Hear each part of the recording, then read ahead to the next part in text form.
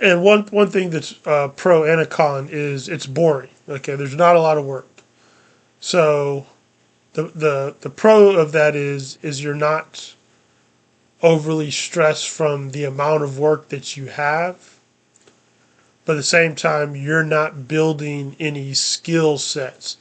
So you are wasting away some brain power because you're coming to work to do nothing. And one thing I learned when I got out of it was like, oh man, I wasn't using my brain that whole time, so gotta retrain the brain. So that's one thing. You are wasting away your brain power if they don't let you like read a book or something. But some places don't because they want they want your eyes alert and they want you alert the whole time.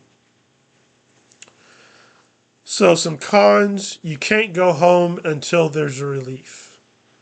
So if you have people who show up at the last minute or even show up 5 minutes late every single time, then of course you realize when someone shows up late, you don't know if they're late or if they're not coming until, okay, I'll work 5 minutes, I'll wait 15 minutes.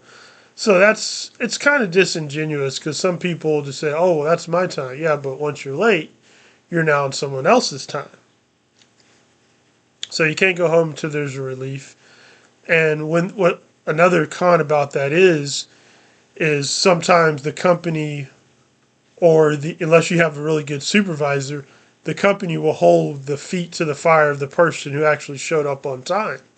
So you showed up on time, but you can't go because someone else isn't doing their job. But if you go, you get fired. But that person who's showing up late, they should get an equal penalty because it shouldn't be, oh, well, if I leave on time, which is the time that you promised that I should leave, have another job, because I might have another job as well, I get fired. But that person who is showing up late, well, they get a second chance, a third chance, a fourth chance, a fifth chance. How many chances do they get before they get the same punishment I would have gotten if I left on time, which is not leaving early. I'm just wanting to leave on the time of my schedule. So there's that. Okay. Um, Another con, people may try to use you as a substitute police. You're not the police. You can't arrest. All you can legally do, and I'm pretty much sure in all states, is just ask someone.